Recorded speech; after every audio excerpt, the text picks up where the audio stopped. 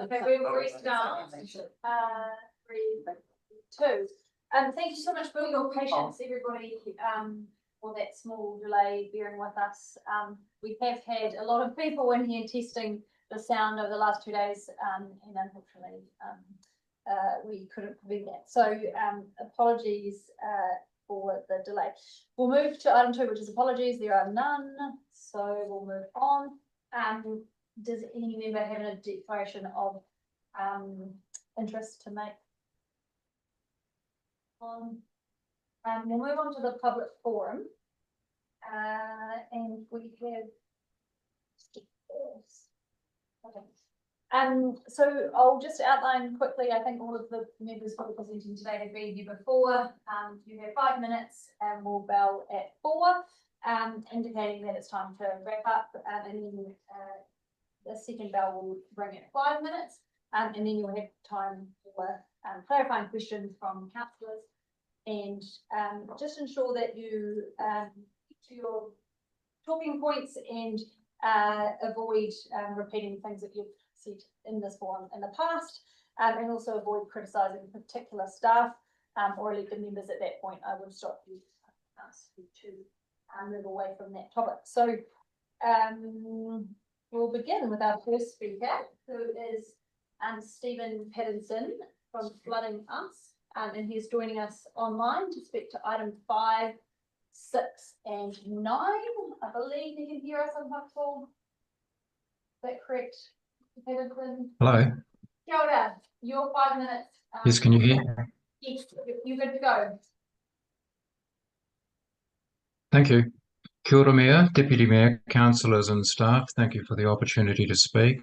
I want to begin by acknowledging a recent phone call assuring me that Council has heard our concerns about the Pinehaven flood maps and that work is underway. However, I'm here today because what the community is experiencing does not feel like engagement. It feels like we're being asked to wait for a council-designed solution rather than being invited into the problem definition and the options for fixing it. Throughout today's agenda papers, there are strong statements about democracy, collaboration, and good governance. I support those principles, but the lived experience of Pinehaven and Silverstream community is that when it comes to flood risk governance, those principles are not being realised in practice. For example, the Wellington Regional Triennial Agreement speaks about collaboration across councils, yet collaboration with Greater Wellington Regional Council on flood risk management in Upper Hutt has been weakened. Te Awa Kairangi Hutt River Valley Subcommittee, made up of councillors from Upper Hutt, Lower Hutt and Greater Wellington, has been disestablished. That forum provided a democratic pathway for public access to flood risk decision making. With its removal, public influence over flood risk management in Upper Hutt has diminished. We see that as a step backwards for democratic engagement on one of our most critical risk issues. Similarly, Council is making submissions on simplifying local government and the RMA reform, yet there has been no recent engagement with the Upper Hutt community on what Council's positions should be on these reforms, despite their profound implications for local democracy, environmental risk management and community voice. We are told these reforms value democracy, but where is the engagement that gives substance to that claim? This week's storm reinforces this matter and why this matters. On Monday, the 16th of February, we experienced a significant storm, around a 20-year rainfall event and approximately a 15-year flood event in Pinehaven and Silverstream. Once again, just like the 8th of December 2019 flood, what residents observed on the ground did not match what Council's Pinehaven flood maps predict.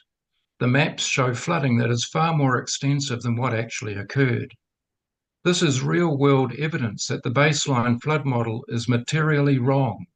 Evidence like this should be used to recalibrate the model, yet from the community's perspective, we can't see how this event will be used to improve the Pinehaven flood modelling. Because there is no functioning stream gauge in Pinehaven Stream, I took it upon myself on Monday to visit the staff gauge site every half hour to an hour during the storm to manually record water levels. From that, I have created a hydrograph of the event. This is not ideal.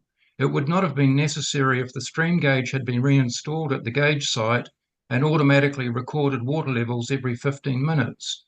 I'm preparing a report of the storm and flooding on Monday, which I will soon make available to the Council.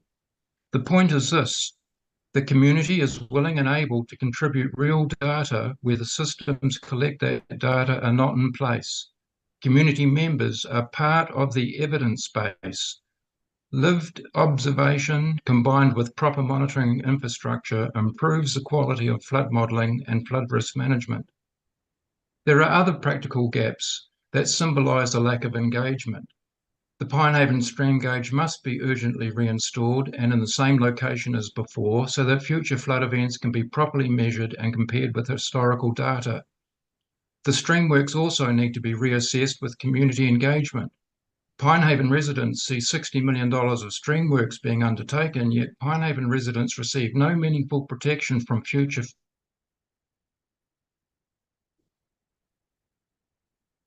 From the community's perspective, we are carrying flood risk without receiving flood protection. Monday's storm also triggered a slip on the steep hills above housing in Silverstream. That is a reminder that flood risk and landslide risk are interconnected. Increased and poorly managed runoff from hillside development is a serious risk. This further reinforces the urgency of fixing the Pinehaven baseline flood model. There is also a critical governance and funding issue embedded in today's long-term plan amendment.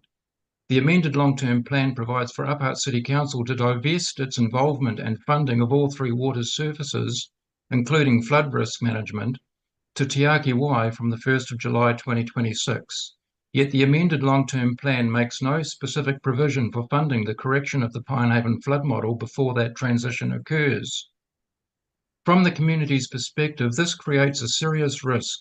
A known flawed flood model may simply be handed over to Te Ake Wai as part of the transition, embedding the problem into the new entity's baseline data and future decision-making with no obligation to engage with the community. If Council is serious about resolving the Pinehaven flood mapping issue, then it must be resourced and addressed before the handover, not deferred to Te Ake Wai, over which the Council will have no control, despite its misnomer as a council-controlled organisation. From the community's point of view, there are some non-negotiables. The stream gauge must be reinstated now and maintained at the former gauge site. Becker's flawed Pinehaven flood mapping audit must be revoked. Real flood events like this week's must be used transparently to recalibrate the model. The Pinehaven baseline flood model must be corrected before it is relied on for planning, development approvals, or transferred to Te Ake Wai. The inflated Pinehaven flood maps must be removed from the district plan. The community must be engaged early in defining the problem and shaping the solution. The streamworks must be reviewed in light of a Thank you, Mr. Pattinson. So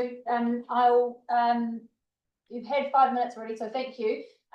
What I'll do is pass to councillors, but just reminding elected members that people who come to public forum are to speak to items that are on the agenda.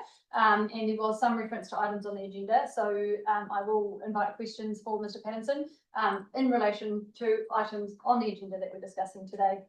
Does anyone have any questions for Mr. Pattinson? No. Thank you, Mr. Pattinson. Thank you for your presentation. And we'll move to our next speaker, Teresa Homan. Teresa is speaking to item 6, draft submission on simplifying law.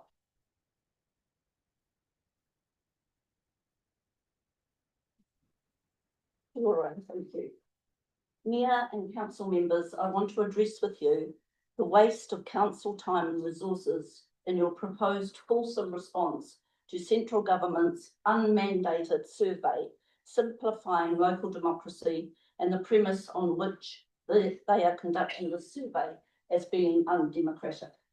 In submitting on this government survey, you legitimise the premise on which it is based, those being that low voter participation should deprive us of our right to vote for our regional councillors, that we, the constituents, don't have the capacity to understand the nature of local government and that regional councils frivolously waste public money.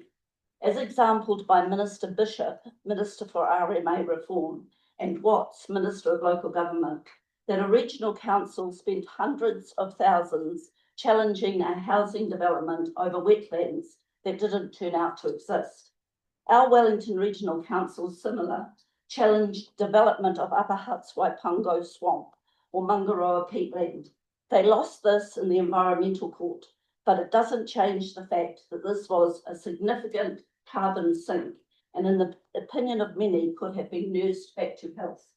Given the recent climate-induced weather crisis in New Zealand, the Wellington Regional Council should be congratulated rather than ministers seeking to eliminate regional councils on such nefarious basis. I ask you, the council, is it your collective opinion that local government requires simplifying? If not, you must reject this survey entirely. As a council, you have already accepted central government's bullying tactics to hand over our water assets and service to Te Āki Water Corporation. The recent Moa Point water crisis brings to light how Upper Hutt residents will be financially impacted by Wellington City's water bill. Lurking in the government's proposal to simplify local government is the question of council-wide amalgamation. We have engaged with Upper Hutt residents to oppose amalgamation of any design and request that you, Mayor, or any of the council not enter into any discussion regarding amalgamation without a mandate from an Upper Hutt residents' referendum to do so. In conclusion, I ask that the council oppose the entire proposal of central government to simplify local government by eliminating residents' right to vote for regional council and replace it with a board made up of regions, mayors, appointed commissioners, and Maori representation with no voting rights on the grounds that the proposal is undemocratic and that central government has not been mandated to make such a proposal. That the Mayor and Council oppose amalgamation of our council, and the Mayor or any councillor not enter into discussion regarding amalgamation until mandated to by majority public vote. That the council rescind the vote to join with other councils in the region to form the Water Corporation Metro Water Te Āki Wai on the grounds that its formation is flawed. And finally, whatever you decide, it is my intention to continue to engage public support to oppose amalgamation and to protest the turning of our water assets and water services to Te Āki Wai Corporation, and to make the coalition's government proposal to simplify local government a general election issue. Thank you. Thank you, Teresa. Do you have a question? Thank you, Teresa. Do you think that we should make a submission on the simplifying local government so that we do have some influence on the outcome? As far as I read, it's a survey by the current government to find out whether we need to simplify, and the reasons, as I've just said to you, are not, I don't think they're reasons that have any merit, and therefore engaging with it suggests that it does. So I would say just simply tell them that you're not. As well. Teresa, thank you for coming along, and you've always been a strong voice against amalgamation in any form. But in the two pieces of paper, the first and the third agenda items are talking about us having a seat at the table, not necessarily supporting amalgamation, but at least having an understanding of what the other mayors are thinking about. Do you not think that that's important, that we sit there and listen and possibly have the opportunity to air the views of our community? I think you need to know the views of the community. Upper Hutt was strongly against amalgamation, and when they suggested it last time, I think you will find that they are still strongly against it. I have been out collecting names on a petition. Of course, I only have limited time to do that, but there is no, I haven't had anyone come up to me and say we want to amalgamate, and I have 120 odd signatures at the moment. But just a subsequent question to that. And I hear and understand that, and for some of us that have been around the council table for a wee while, we will understand the position that the community directed us. But what I'm saying is that at the moment, two councils said that they would did a referendum and said that they would enter the conversation. Do you not think that, even though we haven't had that referendum, that we should be sitting at the table listening to where they're going to be steered? Because I agree with you, we're a small voice, and it concerns me a little bit that you seem to think that we shouldn't be there. My personal opinion is Yeah. that you should have a referendum with the people of Upper Hutt. First, I wonder why you didn't, if you're going to enter into the conversation. If you're going to enter into the conversation, at least the other two councils, I think it was Lower Hutt and Korero. did ask their residents if they wanted to have the discussion. Upper Hutt didn't, and I don't think that's fair. And I wonder, Teresa, if you're aware of the requirements around referendum. And so my question is, when you, just so that I can be sure that you mean same referendum as in a referendum that would go with an election and would go out with the electoral papers, and that there's quite a lot of specific requirements around how those go out, and they're around, I think the costing that we got for the last election, the referendum would have cost around $70,000, and that a referendum can only be done in that way with those particular requirements and in the electoral cycle. Or do you mean canvassing the community in a way, in a broader way, without it being a formal referendum in that electoral cycle?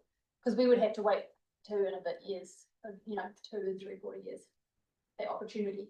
That may be a way of going about gauging the opinion of the Upper Hutt community, but it would have to be citywide, and people would have to know about it. Yes, so you're saying engagement with the community border, Not- but not necessarily a referendum, is that what you're saying? I would prefer a referendum. Democracy isn't cheap. But on the other hand, if the council found a way to do that, that did allow all of the residents of Upper Hutt to know the issues and engage, then that may be a good alternative. Any other questions from council? That's the. Through you, your worship, thank you, Teresa. What in particulars are you not liking about the proposal that the council has drafted? I can, if you like. Mhm. Well, actually, did you just want that? Because I don't really want. Yeah, Yeah. I can get you all one if you like. Yeah, that's it. thank you. Okay. Well, Your turn later. Any further questions from councillors? Thank you, Teresa. Thank you so much. We'll distribute those. Thank you. For our third and final speaker, which is Dan Calder, sorry, is that correct? Sorry. And I'm sure you'll clarify whether you're speaking for yourself or Rachel. Yes, Kia ora, welcome. thank you, Mayor and Council. I'm here my friend Rachel had registered to do the submission, but she had a family emergency, so I got about an hour's notice and here I am. Please be gentle. We appreciate your commitment. Thank you. So I'll get into it and I'll just read what she's written here.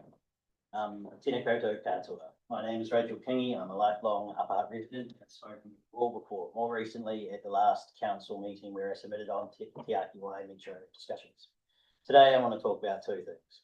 First, whether Upper Hutt joins the regional working group, and second, the draft submission on local government. On joining the working group, I understand the thinking that Upper Hutt needs a seat at the table. If these conversations are happening across the region, we don't want to see that. But being at the table shouldn't slowly turn into agreement by default. We've already seen this with water reform, how being part of the process can lead to big structural change before the public really understands. So if the council joins this group, I think there needs to be really clear guidelines. At minimum, I'd like to see council clearly state that joining the group doesn't mean supporting amalgamation. No structural options are backed without clear community support, and any major governance change needs a direct mandate from that protects both the council and the community.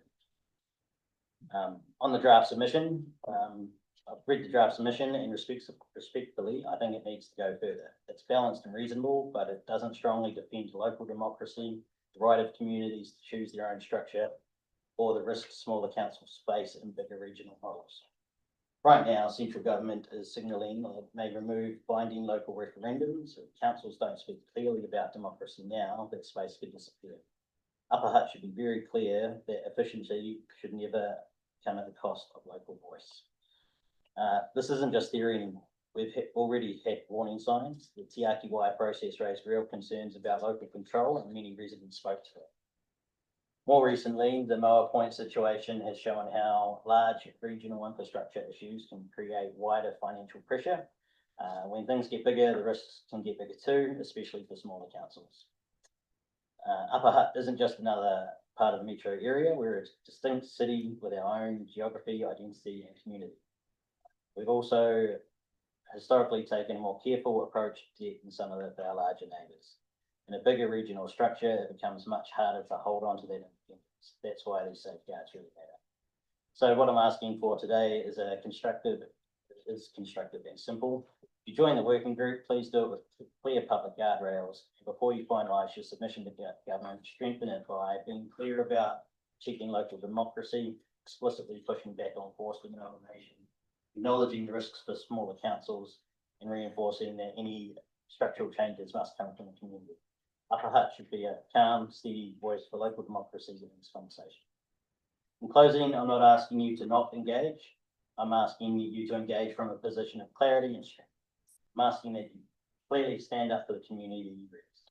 Thank you. Well written and well read. Oh, thank you. I don't know that it's very fair to get you. Good question. Unless you would like questions. I can try. I've got a pretty good idea of that. Oh, fabulous. Okay, But well, I think the table as well for everyone. thank you very much. We'll give it a go. And you're welcome to Pass. pass. Yes. Any councillors would like? Are there any councillors who would like to? Yeah. Yeah, it was very clear. Thank you very much.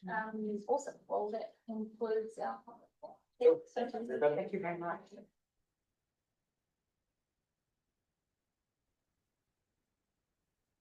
Okay, we're moving on to item 5. So today, we're going to start with 3 related items. So item 5 is the Triennial agreement, which sets out how council intends to work with each other. Councils intend to work with each other in the coming term. This is largely limited to high level principles outlining how we'll collaborate and on what areas. Item 6, of course, is the draft submission on simplifying local government. This is in response to the government's draft proposal on simplifying local government. And the decision on this item is whether or not to make a submission or make edits to the submission. In item 7 is participating in the regional working group on future governance arrangements and options. This paper relates very closely to item 6, so the discussion may be joined at that point. We'll decide as we go. And that decision is whether or not we'll take a seat at the table on the regional amalgamation discussion. So just to set the scene, all those 3 items are related, and we'll start each item as a discussion, but we may shorten the last item if we've discussed already. So just quickly to preface all 3 of those items, these are driven by central government. We do not exist in a vacuum, and we do need to respond to things that come to us, including government reform.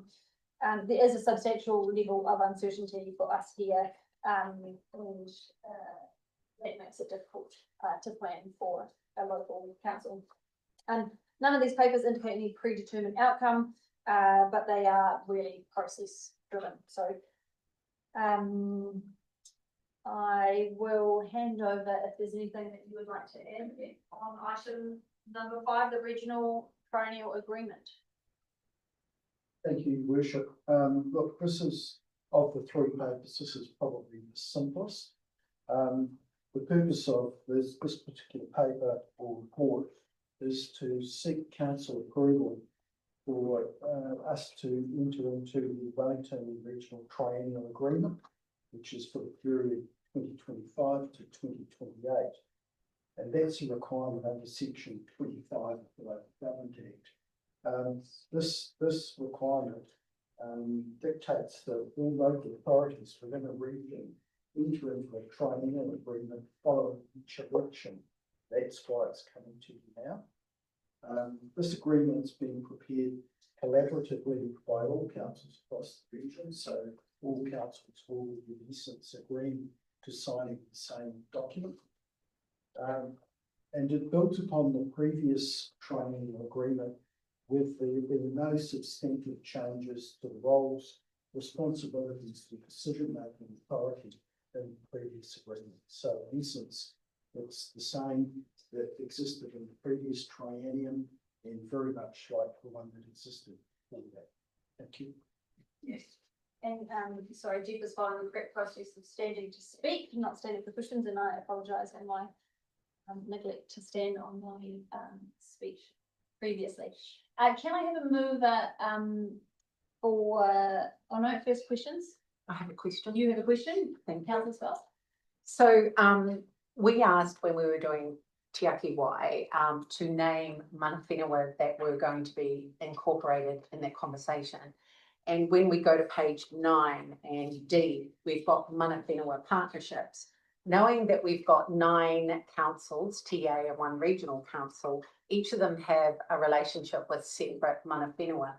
Are we going to name those, or are we just going to say mana whenua as in global? I know Kahanunu from what the Wairarapa would be there. I know that when you go over to Kapiti, you've got Raukawa, all of those. I mean, would it pay to actually, and do they have a vote? Well, you worship, at this stage you are correct. Mana whenua are represented.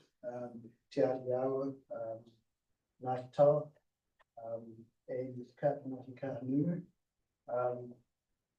and the Tenants Trust on occasions attend.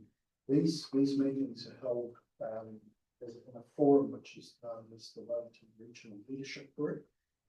Those iwi do all attend, or mana whenua groups, iwi of course, they do attend and they do vote in matters that put before that forum. I just have a subsequent, so my subsequent question is then why do they not sign the document as all our mayors do if they have a vote?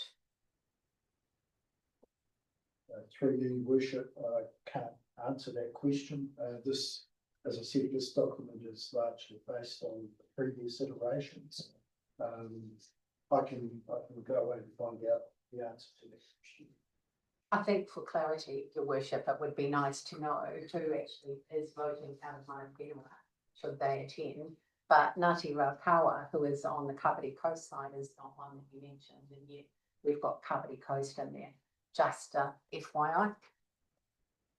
Okay, we'll move on. Any further questions? No. Okay.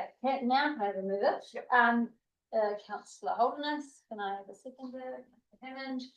So we're now voting on the recommendations 2A through C, ABC for the Triennial Agreement to agree to the draft and delegate any minor amendments and authorize myself. All those in favour say aye. Oh, sorry. Very well today, much. Who would like to speak to?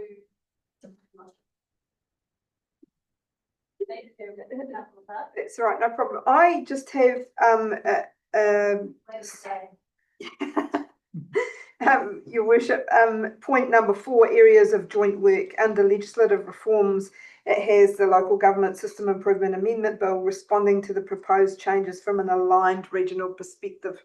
I have been very vocal and very supportive of not amalgamating, and I would only accept an aligned regional perspective if we in fact were not going to amalgamate, but I wouldn't want to be an aligned regional perspective if it was about amalgamation. So is there any way that we could either remove that or change it so that it gives us room to be an outlier if that's so, if that is, you know, what I think that our community is saying. Which, can you, point to which section of Areas, number 4, areas of joint work. The parties will work together on issues where it's agreed that the region and the community. So then it talks about legislative reform. And the third point is local, and what page is it? Page 9. The third point, local government system improvement amendment bill, responding to the proposed changes from an aligned regional perspective. We might not be aligned with the rest of the region. The rest of the region might want to amalgamate and we might not want to. And so would you like to propose an amendment then? Well, you would need to go back to the whole region, right? But somehow we would need to be able to say, to give us room to be unaligned. Can we? So should we continue the discussion, or would you like to propose an amendment? Well, I'm not amending the resolution. I'm only asking that the document be amended. Responding to the proposed changes from an aligned regional perspective. So my understanding, and I can check with governance, is that we would have to, you would have to propose an amendment to amend the wording, and then that would go in the record, and then we would go back to the other regional partners. Sure. And that would signal to them potentially our nervousness around that stuff. So we would need to consider, pause the this vote and then consider the amendment. Okay, then just to make it easy, we'll just take out from the aligned regional perspective, responding to the proposed changes, full stop. Okay, so the amendment at this point is that we'll switch the recommendations.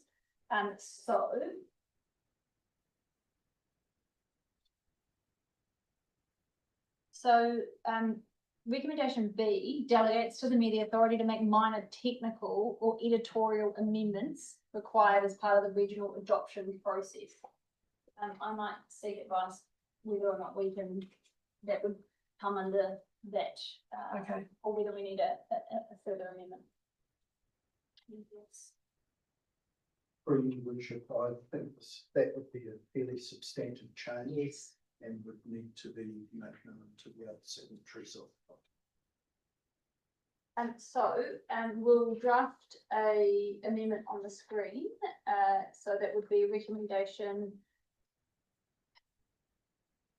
D. I'm assuming we don't change the others. And as I understand, your amendment is to amend on page 9 of the agenda or the paper. Under legislative reform, removal of responding to the proposed changes from an aligned regional perspective. Or maybe removal just of the word aligned. Would that suit? Yeah. Well, yes, because then we can be unaligned, can't we? Technically, if we don't have the word aligned in there, there might be a regional perspective. It's your amendment, Councillor McLeod, so you tell us. I'm just thinking of the grammatical implications from an aligned regional perspective, from a regional perspective. What's that? I'll make that. Yeah, if that's cool, just to say, I'm thinking how they do it in What Parliament. we'll do is we'll make a adjournment for 5 minutes, Yeah. and then Councillor McLeod can get with it. And then we will discuss the amendment. On the side. So for 26, we've got. Yeah, I'll keep it.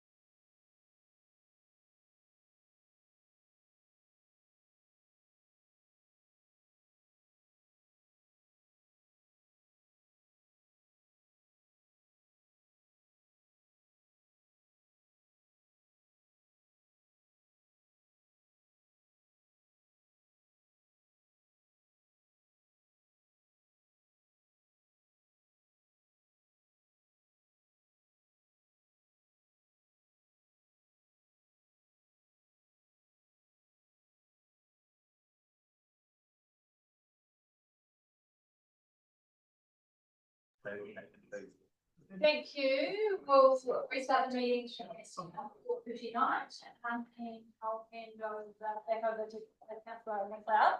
With regards to the previously proposed meeting. Okay. So while we're all chatting amongst ourselves, we've had a bit of a discussion around that whole alignment, and I don't like the word align, but it's not to do with amalgamation, that bill. So we have had a look at the piece of legislation that is in place, or the bill that's in place. It's not legislation yet, and so I withdraw my offer of amendment, because it seems to me that the things that are in that bill are not to do with amalgamation. Councillor Calder, I will now invite further discussion on the original regulations. Is there anyone else? When I asked the question about mana whenua being participants and possibly signatories and identified who they are, because I brought it up, I would like the CEO to actually respond as to why it's not necessary to have them here as recognised signatories, because it was a question that I did ask, and it would be nice if the public had the answer that I was given. So just to clarify, so if Councillor Sparrows is asking for an answer to a previous question in the question time, so Yes. I grant the permission for this CE to answer that question in the debate. Thank you very much. Through you, Worship, the answer to the question is that this is a triennial agreement required for councils to sign. And the way it plays out is that the signatories are local councils. And when they meet as the Wellington Regional Leadership Group or Forum, they invite iwi to participate in those meetings and pass their full voting rights at those meetings, but they're not official signatories to this agreement. Now, I'm going to Councillor Homan.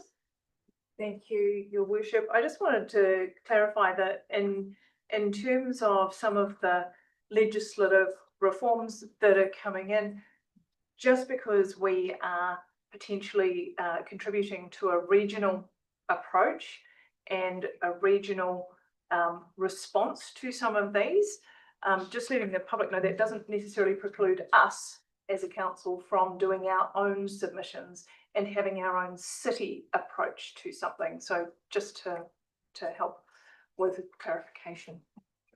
Any further, would anyone else like to speak to the motion? No, fabulous. We can move on to vote now for reals this time. Those in favour say aye. Aye. No. Okay, so it's carried. We're going to move on to item 6. Yes, so that was 286. We're moving on to item 6. We have Group Manager of Engagement Strategy and Planning to speak to that. Thank you, Mayor Zay. This report presents our draft submission on the government simplifying local government proposal for council approval. As noted in the report, the timing of the government submission period did not align with council's meeting schedule. As a result, a working group of elected members was established to assist officers in reviewing and contributing to the draft submission over the summer period. I want to acknowledge yourself, Mayor Zay, councillors Carey, Holderness, McLeod and Swales for their participation in this working group over January and early February. The draft before you today reflects robust discussion and careful refinement from that group and officers. Turning to the substance of the draft submission itself. The draft is grounded in 3 key principles. 1, we support meaningful reform that strengthens local democracy and improves service delivery. 2, we do not support reforms that weaken democratic accountability or local voice. Without clear evidence and mandate. We were willing to engage constructively at a regional level to explore enduring solutions. The draft does outline concerns about the proposed replacement of elected regional councillors, the structure and powers of combined territories boards, or CTBs as they're known, the optional use of Crown Commissioners, and the feasibility of the proposed timeframe for regional reorganisation plans. At the same time, it does position Upper Hutt as a constructive and solutions-focused, prepared to participate in regional discussions while advocating strongly for democratic legitimacy and community mandate. I am grateful to have key submission and report author Emily here today, sitting at the table, to assist with answering any questions elected members may have.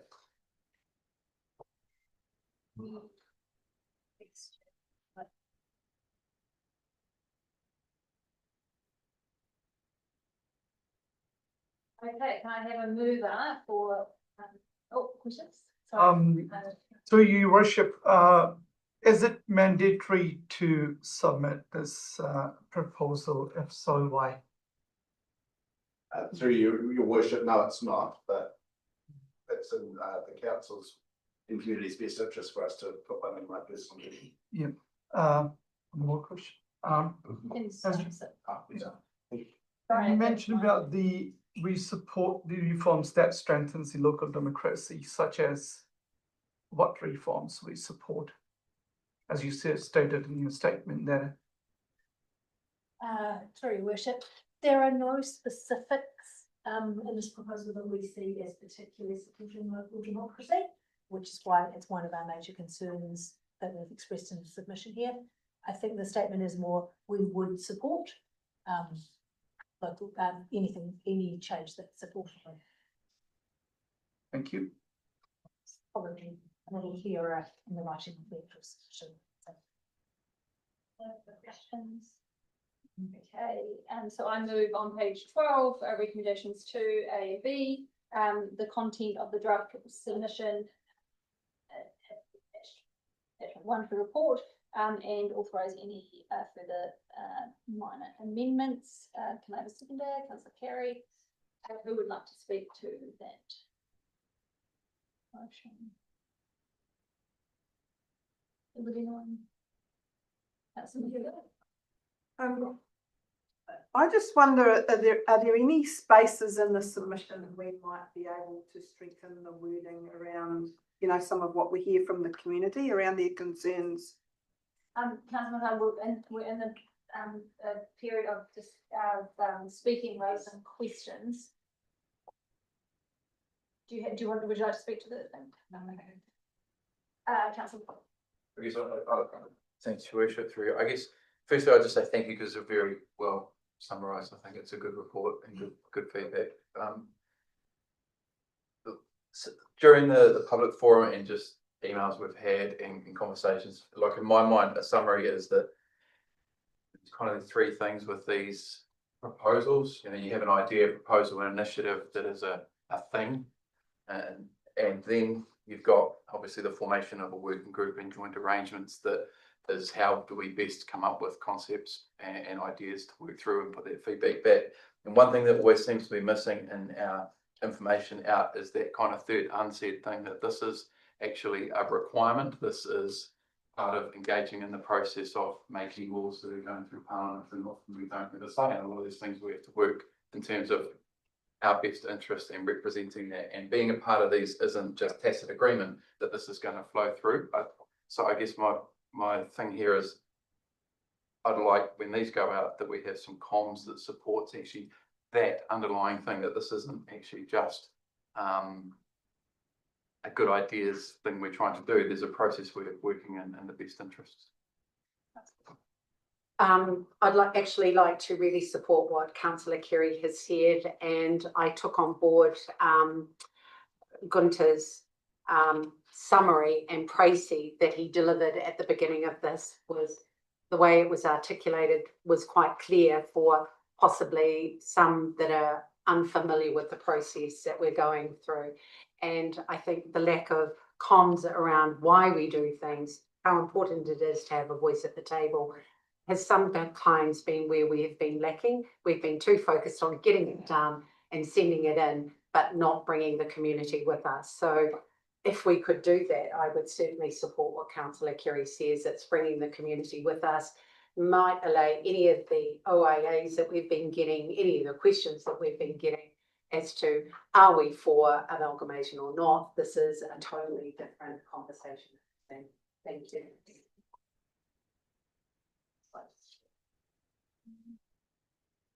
I'll speak briefly. So as already stated, I want to emphasise that we are responding to a government proposal in this consideration, and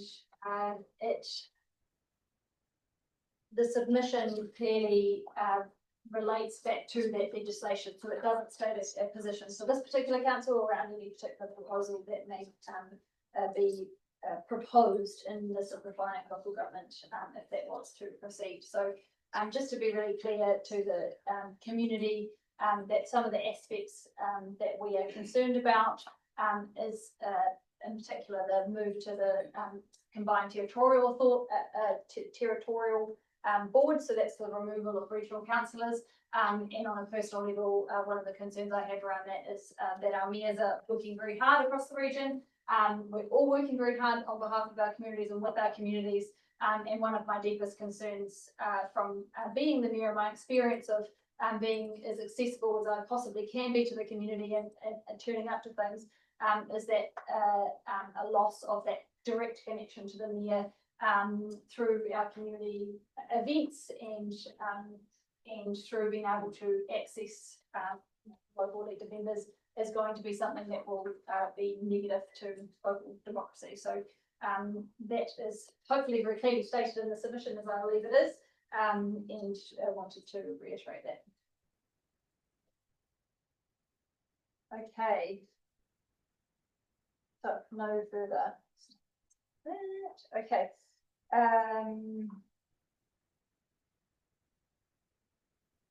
We'll vote. Yes.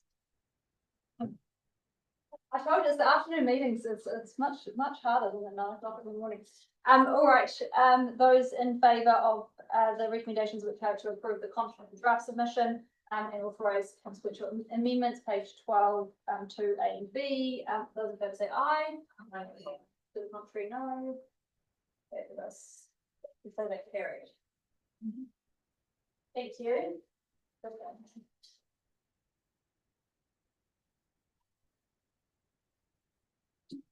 So we're moving on to item 7, which, as I said previously, is in relation to what we've already discussed. This is participation in a regional joint working group on the future arrangements and options on page 24. Anybody new? Or do you want to say anything further around? No. Okay. No, that's fine. So we'll move to questions on the report. Item 7. Are there any questions for the Chief Executive?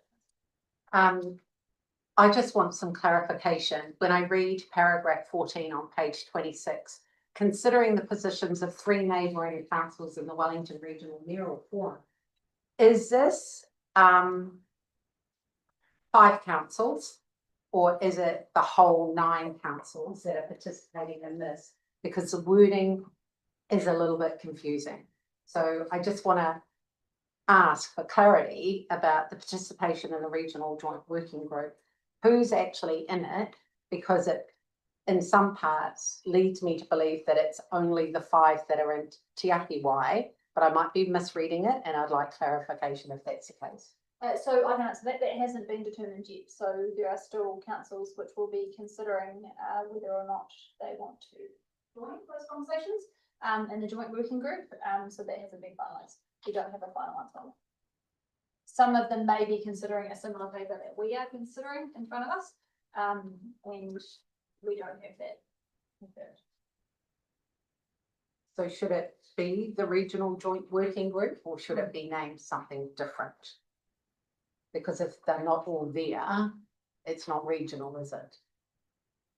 Well, the working title assumes that it's a regional working group, but potentially an amendment that was a different selection, then doesn't represent region. But, councillor Parrish, yes. So given the questions from councillor Swales, what do you think is the possibility of all 9 councils being involved, or do you think it will just be the 5? I'm not in favour.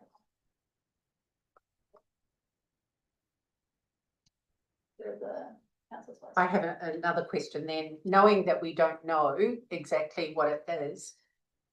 If it was like the first agreement that we've got, that we've just agreed to, that's taking on board that it's all 9 and therefore the financing of it is already provided for. Should this not be all 9, is there a financial implication then that would come into this? So as I understand the question is, the financial implications going to be different depending on whether it's 5 or 9? Yes. And I'll let you answer that. Yeah, through your worship, look, the previous questions, I suspect, are alluded to the fact that there has been some commentary from the wider upper councils in particular about exploring an opportunity for those 3 councils to work together. However, the agreement that we're talking about here is still predicated on all councils working towards a common goal. How that will play out will only time will tell. At this stage in the future is that this will be a regional process and will be funded through regional resources mostly. Should it bifurcate and go in slightly different directions, that would be a conversation we had amongst the councils at that time. So in answer to the question on page 34, it says there's no financial implications resulting from the decision sought, and the answer is it would change it to 5 or 9. Further, that's what it does. So your worship, my question is that in simplifying local government proposal, we are stating that we are not in a favor of amalgamation, or we're seeking other options such as a referendum for a community mandate. And in this, we are agreeing to. Sorry. Could you explain? So, how do we clear as a council, clearing the intentions? Are we opposing, or we want to have discussion on amalgamation? So in a simplifying local government document, we are saying that the government should go for a community mandate for a referendum, for an example, and at the same time we want to participate and for the future governance arrangements as well. I'm not quite sure I understand the question. So for what I have understandings on these 2 documents, I think on one side we are saying that we are ready. We want to participate in working group for future government arrangements, but in a simplifying local government, we're saying that there should be a community mandate or a referendum. Oh, I see. Okay. So in answer to that, this working group would develop options that we are saying in the previous paper that should have meaningful community engagement on those options. So this paper provides the recommendation that we participate and in the process to develop the options. That's regionally or within the city? Regionally. Thank you. And so what's the difference with this? Yeah. Sorry. What is the difference with this joint working group to the mayoral forum? It's a subset of the mayoral forum, and but allowing for additional members if that was what was desired. Is that fair? No. As well. Thank you, Your Worship. So when I look at the recommendation D, which notes that the following initial work of the Regional Joint Working Group, officers will report back with an indicative work program for the Regional Joint Working Group, which identifies decision-making points for elected members and community engagement. How long do they think they would take before it would come back to us? Do we have a timeline?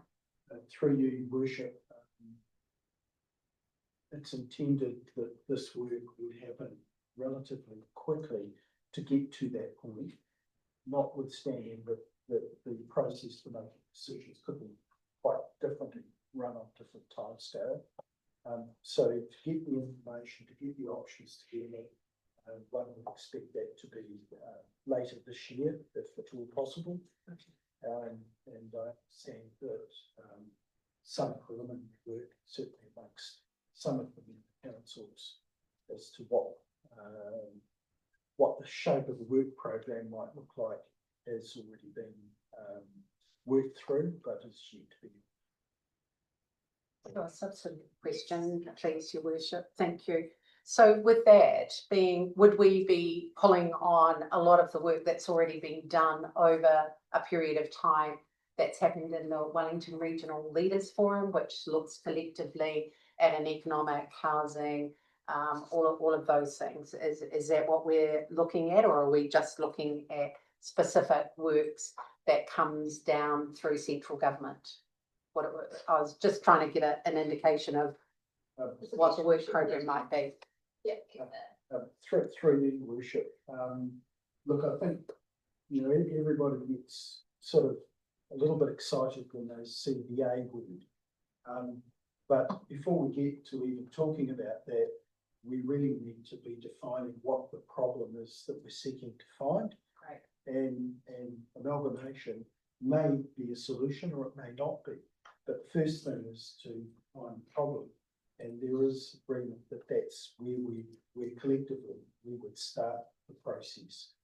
Can I just add to that? So for me, it's not about amalgamation, but it's about, yes, it is. It's about, or are we looking at the other strategies of how we can work together without the amalgamation? Is that what a lot of this work will encompass? Yeah, so there's a few things that we've advocated for so far. One, as you've said, is that we start with the problem. Yeah. And the second is that we then go to a long list of options, and that is not necessarily just in reorganising the boundaries of local government. It is first in how can we do other ways of sharing services. So absolutely yes. Thank you. And we've been very clear with our counterparts on that. Any further questions? No, thank you. And so I'll move the recommendations A through D on page 24, keeping the White. Seconder, would anyone like to speak to the motion? Is it a hand up or a no? I'll cross check this. Oh, it's been seconded. Sorry, would you like to speak? no, Sorry. no. No. Would anyone else? Councillor Riddle.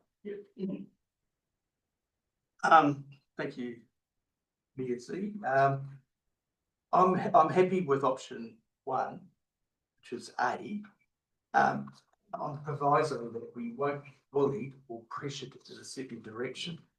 Our community, through a comprehensive and detailed consultation, will tell us what direction we should be following, not others.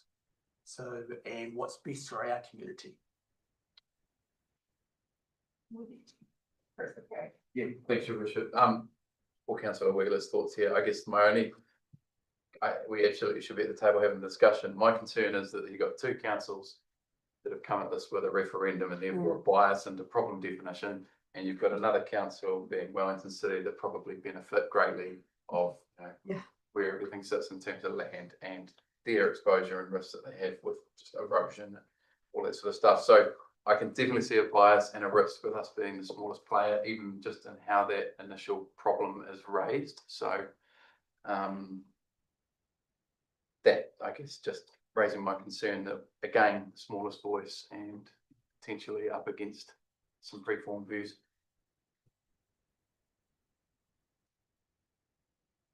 Mr. Free Worship. Being a part of that group, if we did join, we, as said by the speaker earlier, it is through strength and clear direction, and yes, following the mandate of the city, and we are little, but we do punch above our weight. So keeping that is our goal. Councillor Homan. Thank you, Your Worship. Yeah, I think that this is a really good, I think we do need to be at the table. I think this is a good first step to understanding the issues, being able to be part of the discussion, being able to help shape and define the issues. And I think that will be really important. And I've heard it said in the community that they don't understand that why we would be entering this without a mandate from the community. And I would push back on that and say, well, we actually have a mandate as elected members to enter into discussions of this sort, because we need to be able to be in a position to tease out all the options to be able to take those back to the community. So I just wanted to say that.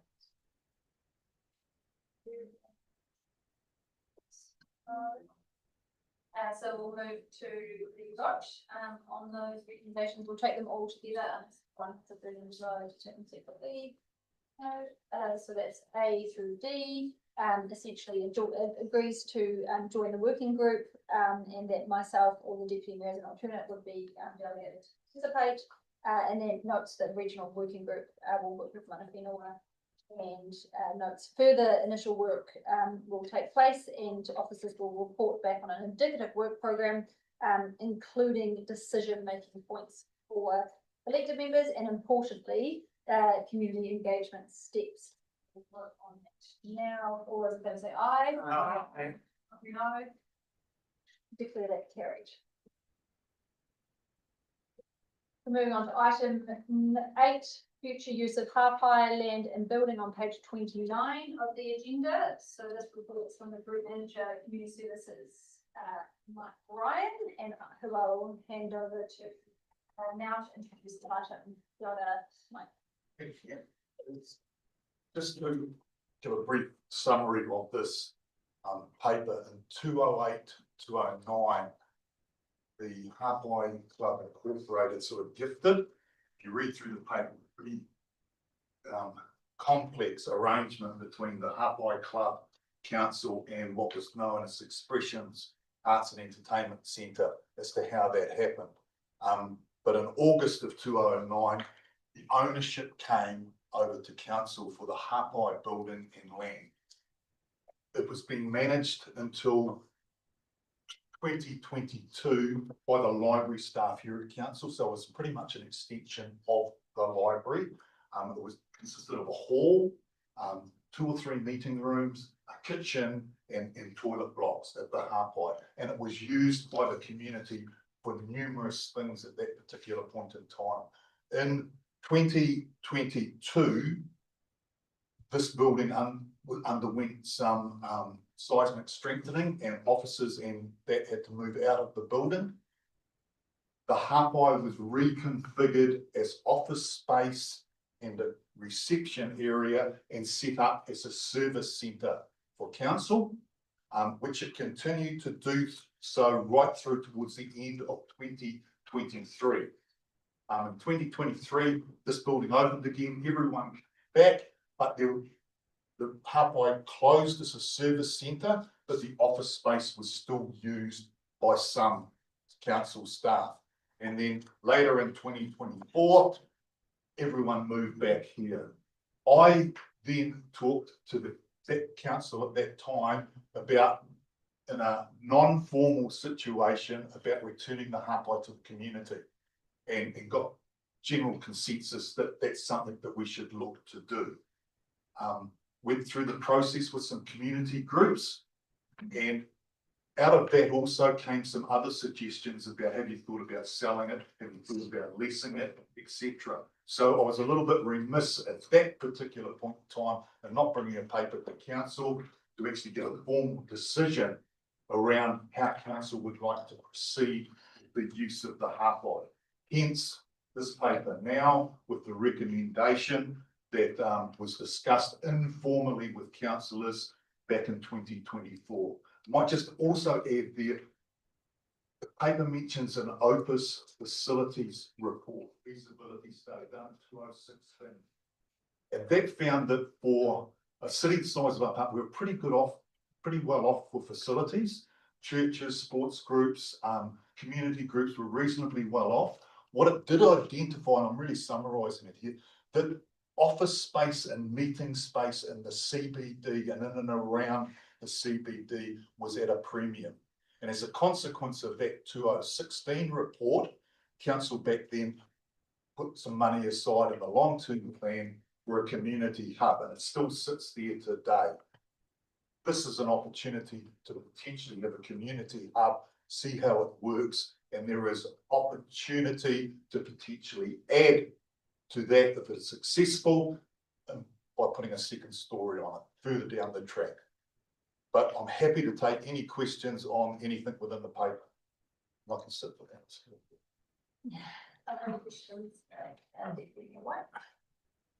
Question, Mike, interest from groups, community groups using it, how much interest is there, how many groups are using it, and projection, I guess, in the years ahead, is there enough space as it currently stands? How long will that space last? I've got to be a bit careful with answering that, and that we have engaged with numerous community groups. Many of them are in commercial properties, and I wouldn't like to name them because of landlord. I can, for example, mention the Citizens Advice Bureau. I'm sure that they wouldn't mind because we're their landlords. They are keen at looking at the opportunities there.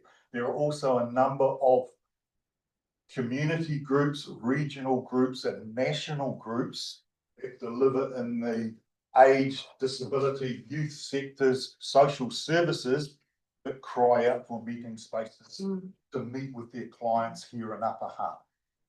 So there is the footprint over there at the moment, in my view, from there, that engagement will struggle to be able to fit the community groups that may like to go in there. And there are a number in and around the CBD and fringes that are paying commercial rental for their premises. I have a question around your view on what this would mean in terms of that future potential CapEx that was tagged for the community hub project. That my understanding from this paper is that with this facility being utilised with the the fit out cost of 33,000, that we may be able to then not look into that CapEx, $5 million CapEx project of a community hub, and that our existing facilities, in particular to Kupinga, and that would provide that purpose that was intended in that original long-term plan project. Is that roughly? That is certainly a potential opportunity in respect to saving of money, and this is an opportunity for the next 2 to 3 years if this is determined that that's how council would like to proceed. Let's just see what are the needs. As I say, I think the footprint is probably a little bit too small, but what can we do and what are the needs that might lead to future development? And just a subsequent on that point, my understanding is that there's still room to move into Kupinga for the more informal and sort of larger community hub space type meetings that are non-sport related, and so across all different kind of community groups, that there's still capacity there if we have those two types of facilities running at the same time. Is that roughly?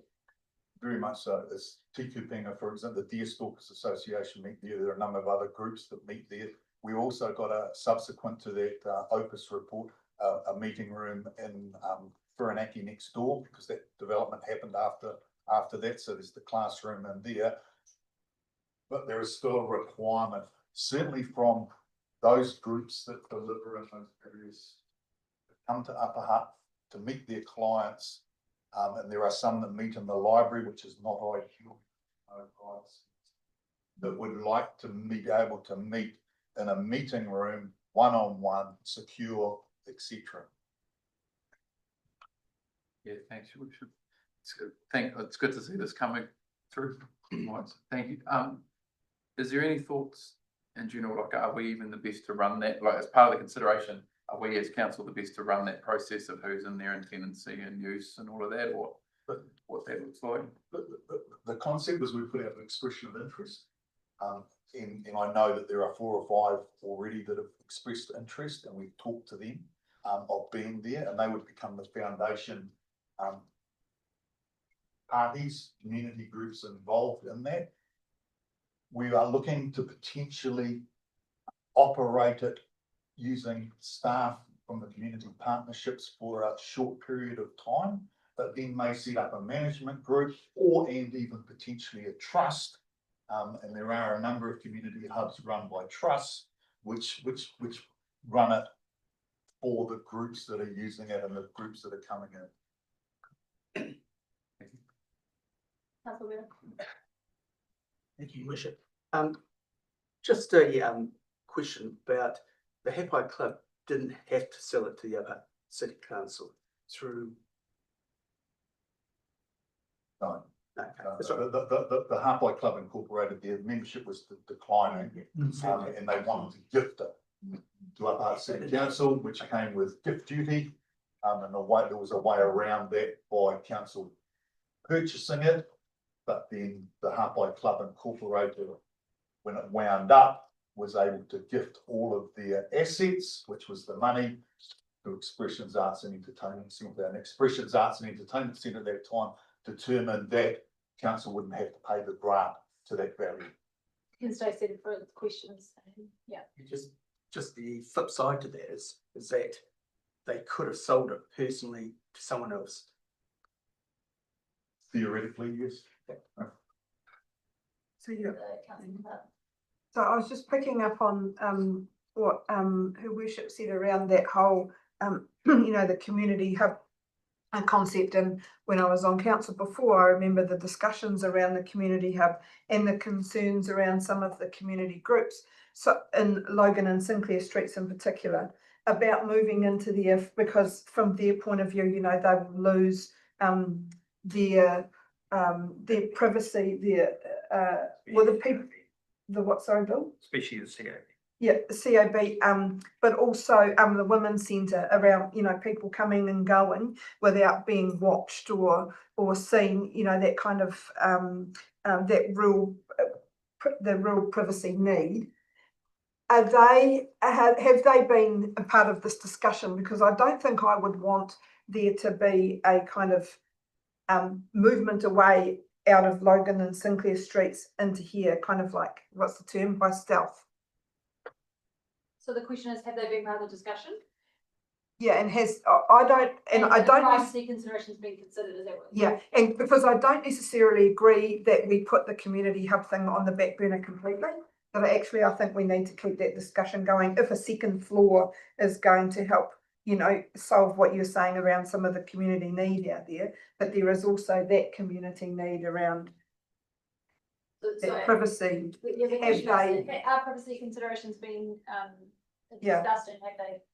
Citizens Advice Bureau have been formed and part of the discussions right along the whole track.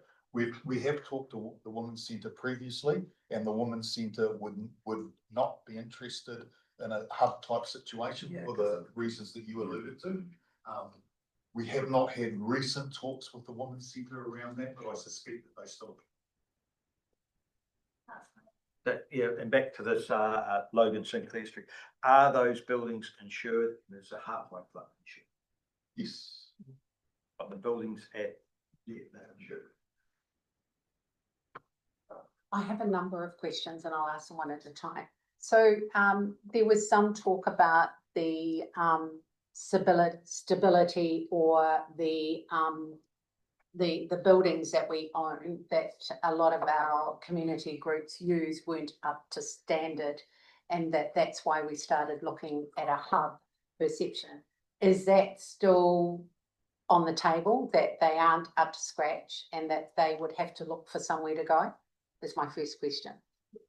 Up to scratch.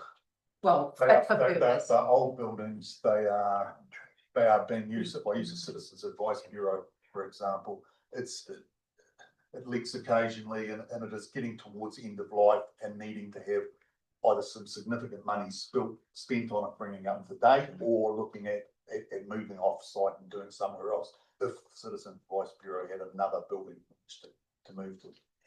Can I ask a subsequent on that and then I'll go back to you? Yeah.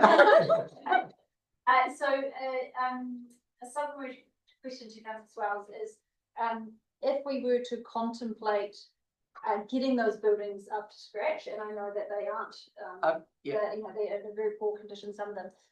Would that cost be, substantially more than the fit out costs we're considering for the HAPAI club for those community groups? Not being a builder or an engineer, I'm a little reluctant to ask that question, but I would think so. There would be significant monies in bringing those buildings up to scratch, as opposed to putting some additional measures. Current HAPAI, which just has been redeveloped, and is sort of 100% of the NBS in respect to seismic strength.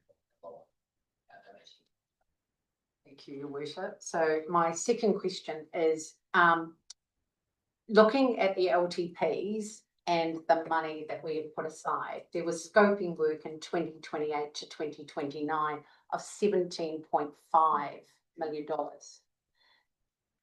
Am I correct in quoting that? And once you say yes or no, I've got another question that is on. That's the figure that I took out of the 24-34 long-term plan. Whether in respect to the hub, because the hub was mentioned in there. Yeah. The original monies set aside, 4.6 has been moved into that 28-29, but I don't know whether I've answered your question. And No, you haven't. We might defer over here. Or legal.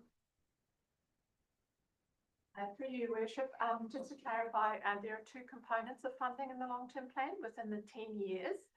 There is a $5 million sum. Yes.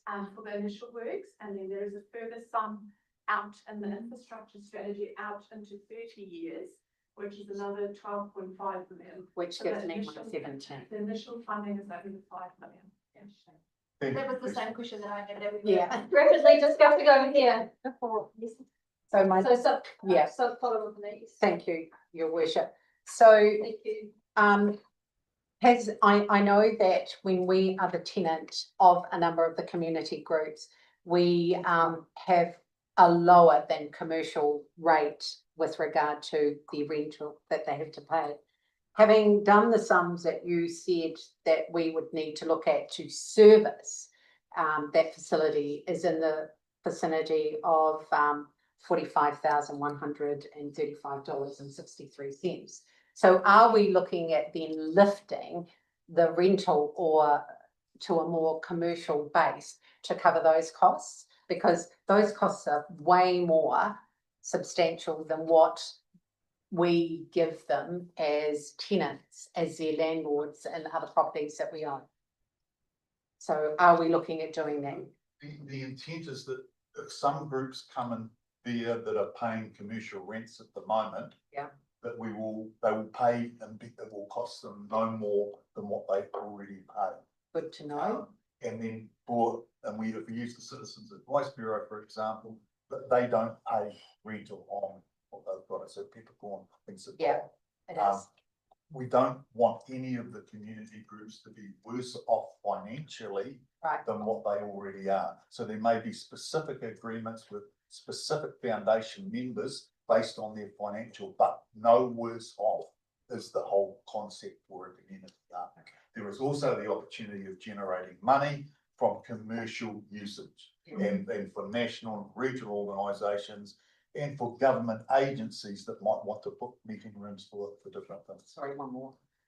So with that in mind, and knowing that the money that we've got in the LTP for scoping, if we were looking for revenue to come and offset the cost of operating that building, would it not be prudent to then look at putting a second floor on top so that we could do yes to the community and still leave the principle of what the HAPAI Club was, but then also with the second floor up there, lease it as a commercial entity, which will help us cover the cost of, because the money's being put aside. What's the question here though? So would it be worth looking at scoping at that, because in the recommendations, there's not a both, it's an either or, and I'm saying, why were we not given a both? Right, so there's a question, yeah, right. It's both not option 4. The first one's about the current HAPAI, current footprint, and community, commercial or other. any other decisions, if that's the decision that is made, other decisions around how you could add commercial opportunities to that, whether it be a second floor or additions, they would be other discussions and that the council would need to do as part of the long-term plan or and other. Yeah, so I accept that response that that's not what's in front of us. Yeah, Councillor Bob. Sorry, through you, Worship. Sort of a flip side to what Councillor Stiles just said. The option 4 of both, which doesn't quite meet either. Is there potential for HAPAI building to be commercially leased and then taking that revenue stream into a private commercial building, perhaps within the CBD, to help rejuvenate the CBD, but and get a bit of both that way, and then people get, so you get the benefits of commercially leasing HAPAI if the report is correct and it suggests that there is interest from commercial operators. So I think the question is To about there 100,000. another option of commercially leasing the HAPAI and then Seeking and another then building, getting a building or a lease of a building in the CBD? using the funds and just moving one to the other. If there is another property that would That we own or don't own? either other, but mostly don't own, because then you use that money to then. So I mean leasing a building that we don't own and subleasing it to community groups, is that right? Yeah. So yeah, the question is, why is there not an option 5 of that nature? Is My answer to that, you'd be taking from Peter to pay Paul, because the lease monies that you would get from the HAPAI, you would then be paying to lease another commercial building. And then it would be the fit out of that, whether there is the appropriate building there. I would question whether the CBD, and the HAPAI is in the CBD, but if Main Street and that is an appropriate place for a community hub, especially in light of some of the community and some of the accessibility issues that they may have. So I wouldn't see any benefits. because it would be the same as the status quo of someone of a commercial property renting commercial properties, and then financially it would end up the same. Be the same, I would have a building within the CBD that's now tenanted, and part of our strategy and focus was to try and rejuvenate this CBD and create foot traffic and fill some of those buildings. And control over who we lease it to. Exactly. I'll move from any further questions? Okay, so just to be clear in terms of what we are now considering, option 1, so on page 33, option 1, returning the HAPAI to the community use, and the recommendations there agrees that the HAPAI land and building will be returned to community use as a community hub, and directs officers with existing delegations and approved funding to undertake planning work to progress the community hub concept, including confirming scope, cost, fit out requirements, operational arrangement and management models, to report back to council with any decision required outside officer delegation and approved budget. So it would come back to us if there was further budgets outside of what agreed scope. So can I have a mover?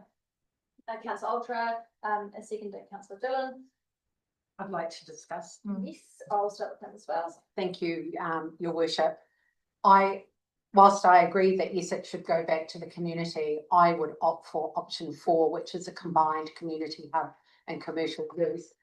If we go and expand and use that option, it still allows the council, the officers, to come back and say, if it's just, you know, what it would mean, what the cost would be. And I just think that without exploring that and just limiting us to just going back to the community and giving it back to the community is a little bit short-sighted. So I would not support option 1. I'd like to speak to the motion. Councillor Wheeler. Thank you, Worship. I'm the opposite actually. I'll be voting for option 1, the HAPAI Club 2009. didn't have to sell it to the About City Council, hence gifting the sale monies to Expression.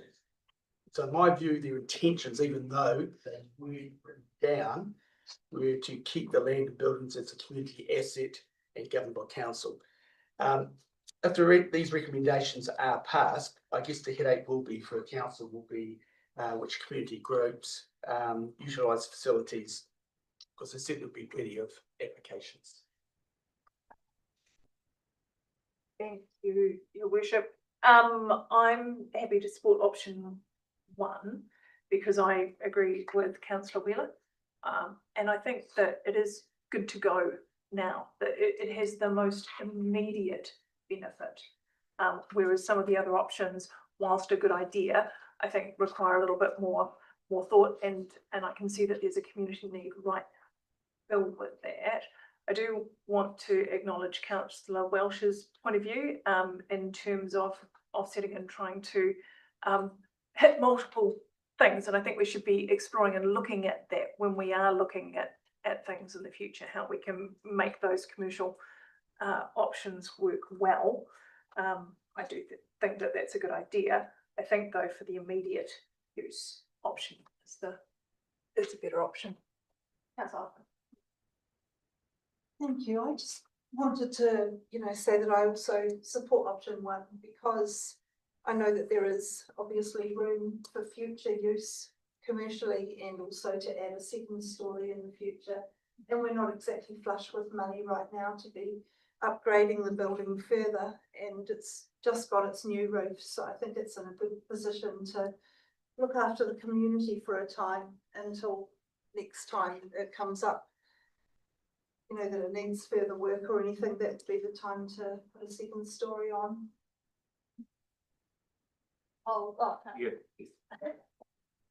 So I also support option 1. I think it's an effective utilisation of a building that we already have and was gifted to us, and for the intention, I guess, of it being a community facility. The fit out costs are relatively low and already budgeted for. We don't have spare funds to help those organisations in other ways, and so this is a way that we can meaningfully help the organisations which we already provide lower cost rent to, and also offset a potential future cost that we had planned in the budgets for a community, a different community hub. I'm encouraged by the approach to cover the OPEX by the fee, in particular from government organisations and other organisations who are paying commercial rent. I think that's a great approach of no more than what you're already paying, and that those organisations can share the facilities. The opportunity cost of not leasing it to a commercial tenant of 90 to 100k, I think is small compared to the impact for those community groups, in particular Citizens Advice Bureau, who do an incredible amount of work with a very thin budget. I've been to their AGM and I completely want to fulfill their work and make sure we can support them in a way that is meaningful, and to me this seems like a meaningful way to support. Deputy Mayor. I agree with option 1 as well. I think the important thing is legacy and the message that we send to the community. Like, it was gifted to us for a purpose, and we need to honour that, because it sends a message to the community that if we don't, the fact is why would they give us anything else? It's about being honest and keeping our word. I'll second to what Deputy Mayor said. Thank you. Fabulous, nice and quick. Councillor Hammond. Yes, so hopefully being last, I agree with everybody that supported option 1, especially with the state of the buildings in Logan Street and Sinclair Street. That's going to have to be looked at sooner rather than later, and this is an ideal position for them, or can be made an ideal. So option 1 is probably, to me, a no-brainer.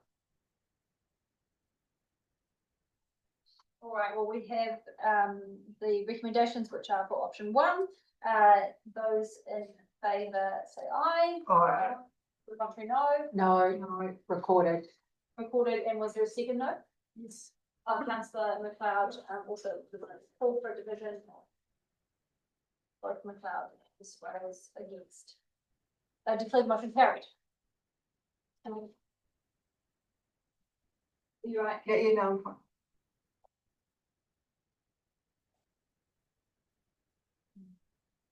Now we're moving on to our chunkiest agenda item, which is item 9, and that is the adoption of the long-term plan 2024 to 2034 amended and associated policies on page 37 of the agenda. I believe I'm handing over to Kate to introduce. So I hand over to Group Manager Corporate Services, Kate Thompson, who will talk to this very long but hopefully not very complicated report. Thank you, Mayor. The first thing is, I'm going to pass this round. I'm told I don't need to, but it's a typo, and given the nature of the typo, I just think it's important that councillors have a look at it. It's a very small typo, but it is a date. The bottom, left-hand corner on page 6 in your papers says October, that the former mayor was in office until October 2026. It has been corrected, so that the former mayor was in office through October 2025. So I just apologise for typo, but want you to see that it's been corrected. So that. Just stepping back on this. This is an immense amount of work. It is a legislative compliance exercise we have undertaken here. The new water entity, Te HAPAI, is largely now in place and as a legal entity. Thank you, Emily. And it will commence operations on 1 July 2026. And so we are required by the law to amend our existing long-term plan to a long-term plan amended to comply with the legislation and get water off our books. So this exercise is simply about getting water out of our long-term plan. I cannot emphasise that enough. We legally are not required or able to make any other changes. Only changes we make, and you'll see it throughout your documents, is at times there's asterisks against the free water services and rates and costs. And then there'll be another a reference to asterisk which says water services are transferring to HAPAI on 1 July 2026. This is largely how we've done this, is by removing everything about water and then putting water services are transferring to Te HAPAI on 1 July 2026. So all other figures are the same as adopted in the long-term plan original. And really reading everything in isolation is now a little bit tricky because it is a legislative exercise, compliance exercise. We're not consulting on this. We're not required to. But stepping back from that, remember we consulted in March, April 2025, and we are in that process. So we've done the consultation. The consultation was about Upper Hutt agreeing to join Te HAPAI. We were on that journey, and this is just a simple piece of that work. There's nothing wrong with that. So if I go to the council paper on it, which I can't remember what page it is in your papers, but it is the adoption of the long-term plan 2024 amended and associated policies. There are 4 attachments to the paper. First being the actual long-term plan amended document, which is the the first is the significant and engagement policy. The second is the revenue and financing policy. The third is the long-term plan amendment, which is the chunky document. The fourth is the long-term plan amendment summary document. And I just draw your attention to the summary document and the long-term plan amended document have a summary of the amendments. That's probably the most useful thing to look at. I know some people like track changes. We did not do that. It was just too cumbersome to read. We tried and then looked absolutely awful and nonsense. So if I just, sort of,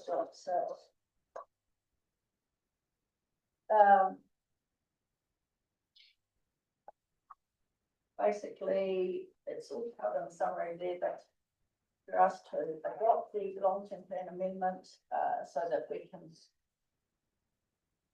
get our planning framework and finances to align to this transfer of Tiaki, transfer to Tiaki Wai on 1 July 26.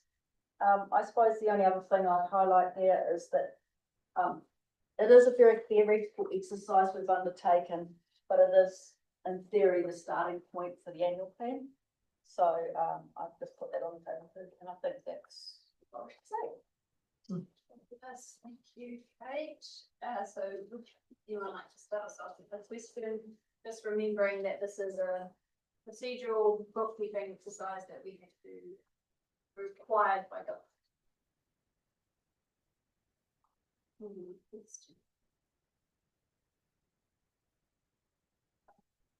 Sorry, I have a few, Kate. So with us transferring our assets as of the 1st of July 2026, have we landed on a price of those assets? And I recall reading here that actually it wasn't all going to be transferred over on that date. It was going to be done gradually. Am I right or am I wrong? So, Stepping, this is a compliance exercise, but I'm Yeah. asking some questions from you, Your Worship. The assets transfer as we are undertaking a valuation as are all shareholders of the new entity. Yeah. The assets will transfer at that value to Yaki Wai. The debt will transfer at the value of the debt on 1 July 2026. What Upper Hutt gets in return is a shareholding to that value. So the total assets that transfer less the debt that transfer is very simply the value of Upper Hutt City Council's shareholding in Te Ātiwai. So that's looking at the 106. That's the value of the shares that we've got in this document that you've got, that you've given us. When I look at the debt. Yeah. Yeah. So There will still, as always with these things, everything is forecast. Yeah. So our debt will be what it is on 1 July 26. Yeah. We've done projections based on the best information we have at the point in time. And on 1 July, the substantive values will change. Right. We go through an audit process, and on 31 October, once the audit is complete, there'll be a wash up of the net difference. And that's why it will, sorry. So it'll lag a little bit. Yeah. But the substance will go on 1 July 26. Okay, and that's it. So thank you. That's the lag that's been explained. So we've landed on how much of our stormwater is going to be transferred and how much we're still keeping. Because that would affect what the assets are. For you, Your Worship, all stormwater assets will go. Yeah. The work that is still being undertaken is around what are stormwater assets. We're Right. still working through that. Okay. And just one other question, if that's all right. On page 41, when we talked about, previous relevant council and committee decisions, under C, it said on the 20th of August 2025, endorse draft foundation documents or principles for foundation documents. Which did we do? Endorse the draft foundation documents or just the principle for the foundation documents? There are just two words. Just that when you read it, it just says, Council adopted the local water done well joint water services delivery plan and endorsed draft foundation documents or principles for foundation documents. Which did we do? Principles or typo, apologies for the confusion, and at that meeting, council endorsed the draft foundation documents. And the principles were still being worked on, not, well, I believe there were draft principles about, apologies, with both foundation documents and draft principles. So just typo. Thank you. Further questions? Excellent. So we will go to, I'll move, so that's, recommendations, on page 37, 3A through G. I won't read them all out, but essentially, that, we approve the amendment and subsequent documents, the second documents, the holders. Do any members want to speak for this motion? Right, as well. Thanks. Whilst I voted against this and I wanted us to take another 12 months to do it, democracy rules. My concern is that we still don't have a landed letter of expectation. We still don't have the landed other documents that were on there. And is there any way that we will get to have an oversight of what those documents look like? Because those are where our KPIs is going to be for us as elected people and for our community.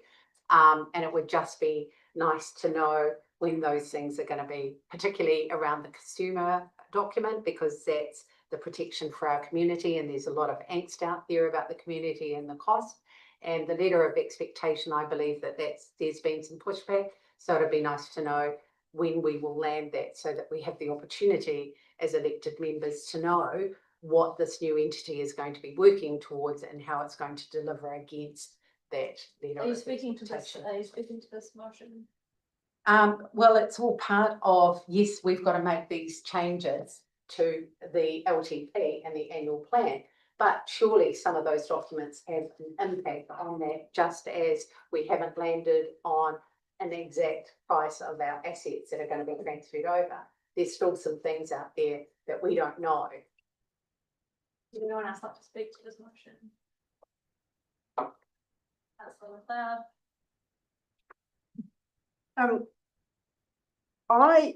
I have never liked, you know, what we've had to do with our water, and so I know that, of course, that we have to do this. This is a mandated by the government, and in which case, then, you know, the only option is to vote for it, but I can't, and so that's all I wanted to say. And I can't because there's community out there that didn't like the options that were presented. It's an absolute mess of a discussion over time, and unfortunately, we have to vote for it because it's been mandated by government.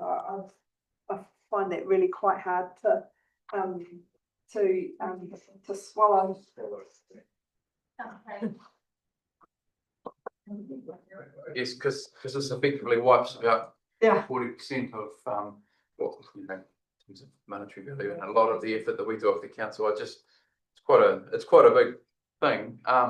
First, well, I guess well done, and thank you, Kate and Leesville and Jeff and the team that have actually done a ton on this and have a lot more to do. I know, it's not on the LTP anymore, but there's a lot more to go that people won't see. So really appreciate that, and the way you packaged advice that has been changing and difficult and complex into something that's quite, you know, digestible as it can be. So yeah, just a thank you. I'd just like to before what Councillor Carey has said, we acknowledge the enormous amount of work that's been dictated by central government for this organisation as a small lean organisation, and in particular the expertise that you've brought to making it as simple as possible for us in this really complex change. I just want to make sure, I guess, we're all mindful of the fact that the recommendations exist in a broader, reform work that we are responding to, and this decision we're making today is around the long-term plan changes to enact this decision that has already been made by this council, and I acknowledge not all of the councillors had voted for that. So I just want to acknowledge the very difficult position that puts you in. However, it is a decision that has been made by this council, and not implementing this change, which is essentially a bookkeeping exercise to take out water, although acknowledging there's a lot more work that we do. But in a very simple sense, that's what it is. If we do not do this, I believe we're in breach of the Local Water Services Act. So as unfortunate as it is, we are local government and central government is central government, and they have much bigger muscles in the legislative, we don't have any legislative power. So we are subject to those. That is my statement. Add to that, Your Worship. It's just that in all of the conversations that have taken place, I think we need to highlight that actually an average amendment annual rates increase across the 10 years is going to go on top of what we've already by 1.26, which has never been discussed on this table. And I think the community need to know that on page 476, it says average rates increases are going to be, and I think that needs to be put in. I'll just respond to that because the numbers in this LTP should not be taken out of context, because they are for a particular purpose of removing water services out of sync of what was anticipated by the government. So the government expected water services to be removed next year, not this year. So now the numbers aren't what they aren't clear because we're moving it a year early. But I think that was my debate by why are we going 12 months earlier when we first had this conversation, that it should have been kept in time with the LTP conversation and discussion. And because it is out of sync, there is an increase in rates. And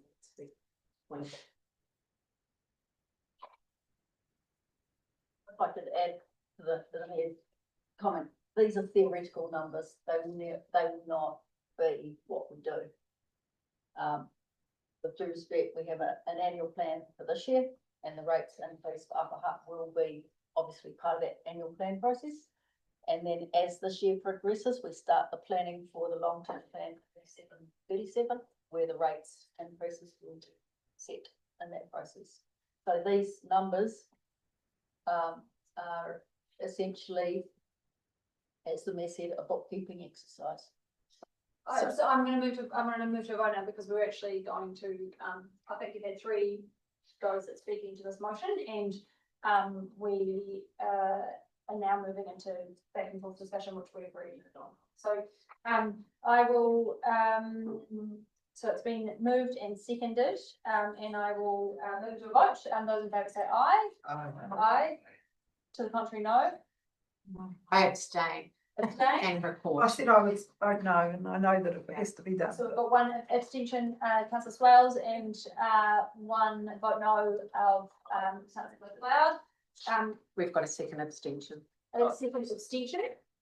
Okay, so 2 abstentions, 1 no, and we still have the motion carried. We do. So that's item 9 complete. Yeah, that's carried. Thank you, Kate. I know, Oh, you're gonna vote, but yeah, I have to.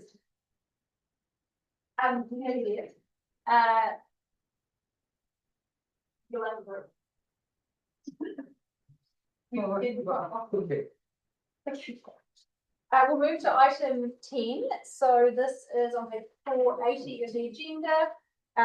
All the way to that now. And this is the draft submission on a resource management reform bill, another government directed piece of move on. A bill that we're corresponding to. And I hand over to Group Manager Engagement Strategy and Services Child and Thank you, Muse. As you've mentioned so well in your introduction, this is an item similar to item 6 on the agenda today. The report before you presents our draft submission on the government's resource management reform bills for council approval. Again, these were developed in conjunction with the councillors that I mentioned in item 6 as well. As outlined in the report, due to the timing of this council meeting, I formally sought a 1-week extension from the chairperson of the Environment Committee to allow consideration of the submission at this meeting. However, as that extension has not been formally granted or wasn't formally granted by the 13th of February closing date set by government, officers have gone ahead and lodged a draft submission to meet the government's submission deadline. So to let you know that. However, the submission was lodged on the basis that it remains subject to confirmation or amendment following today's council discussion and decision. In relation to the extension, I also wish to note a minor word correction on page 482 of your agenda, paragraph 12. Specifically, the word submission, it actually reads extension. So that it correctly states that the extension had not been formally granted. Turning to the substance of the draft submission itself, the proposed reforms are substantial and very technical. They will influence how planning, environmental management and development occur not only across the country, but therefore how it will directly affect Upper Hutt City and its growth, resilience and environmental outcomes. At a high level, the draft submission supports the intent to improve clarity and efficiency in the planning system. It emphasises the importance of retaining strong local voice and place-based decision-making. It seeks realistic transition timeframes and adequate resourcing, and advocates for enduring reform to provide certainty for councils and communities. We want to ensure that the legislation works in practice for councils, for communities, and for the long-term environmental stewardship. Again, as Mayor Zay has mentioned, welcome Emily to the table to help with questions. Okay, we'll move to questions. Would anyone like to start us off?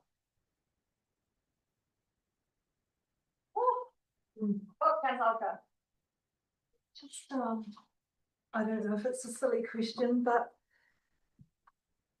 is there much risk of this, if it goes through and then if there's a new government, that it would get reversed in some way? Like this is, That's not a silly question. this really needs to be, like it really needs to be done in a way that will carry over to a new government and be accepted by a new government and kept, rather than, because this creates a heck of a lot of work. Your Worship, yes, there is a real risk that any legislative reform doesn't necessarily get carried over by a new government. That's a risk we face with all of the work we see out of government at any time.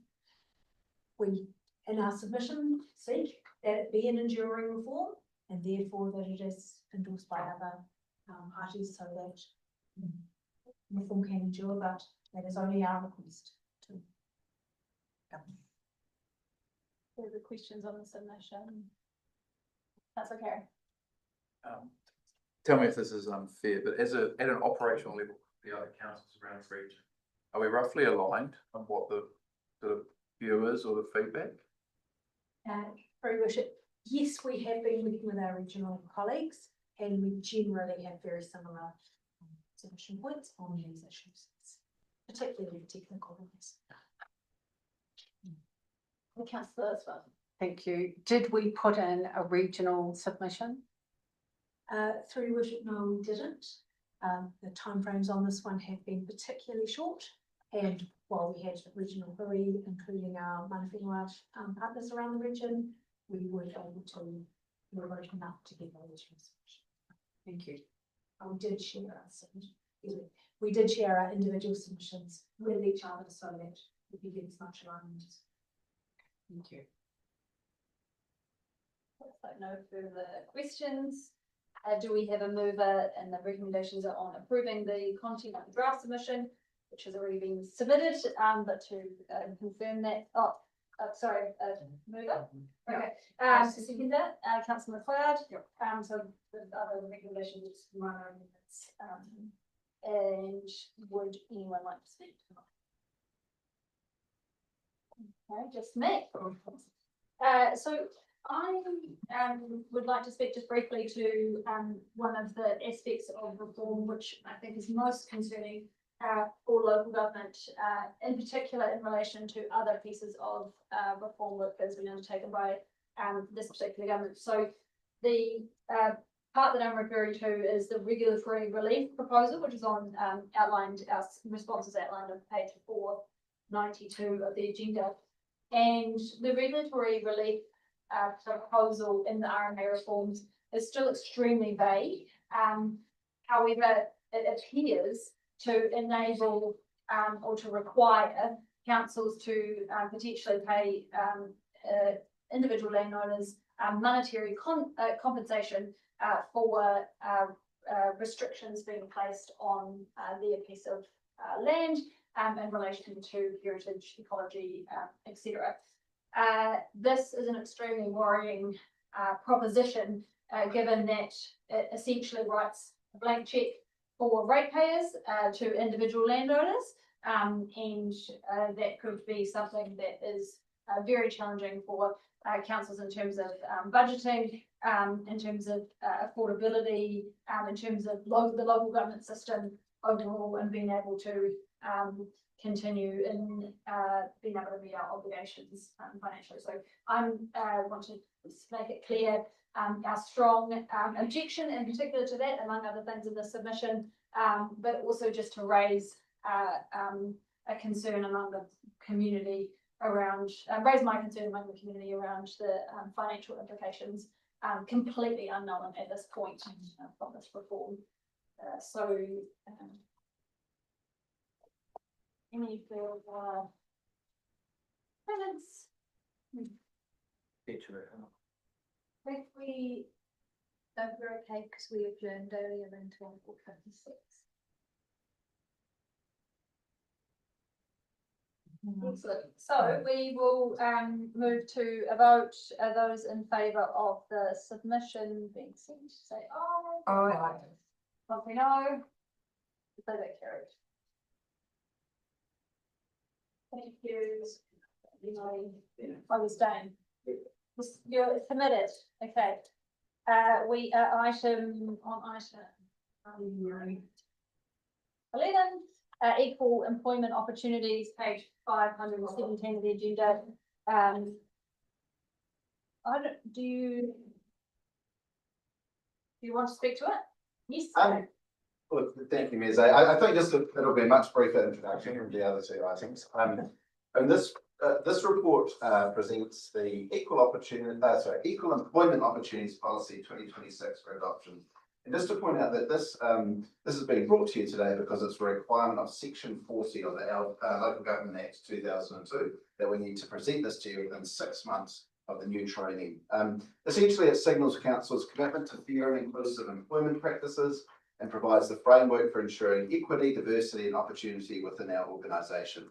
I won't say much more than that, other than to introduce Jim, the author, who's here to answer any difficult questions. Any questions in relation?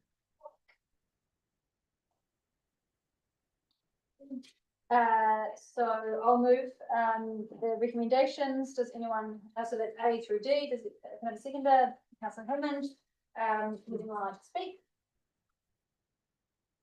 No, all those in favour say aye. Aye. All right, contrary no. That carries.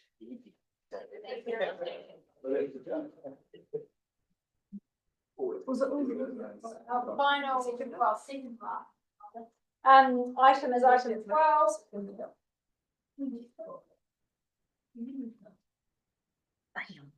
Oh, did you want to move that? No, I just was asking, was it all men that moved and seconded it?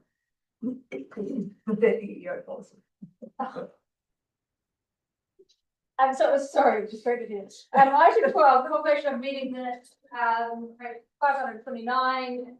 So this was the meeting that was back on the 10th of December, full council meeting.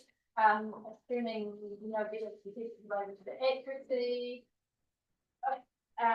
So I move that the minutes of council are true and correct. Councillor Holderness. If you know to speak, those in favor say aye. Aye. Those who know, they will carry. So this brings us to the end of the public business, and I just want to clarify that the only thing we are, thank you, the only thing we are considering in public excluded is the minutes from the public excluded meeting in the last public excluded portion of the last meeting in the 10th. So just to clarify that for absolute transparency, that the meeting's being moved to public exclusion for the purpose of approving the minutes from the public excluded meeting in December. You said it again.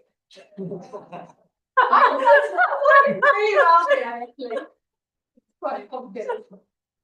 So, sorry, just to check, are we now off? You need to move it. Move in second, then we move into. Yes, move and Second. second. Sorry, I was checking it, it's now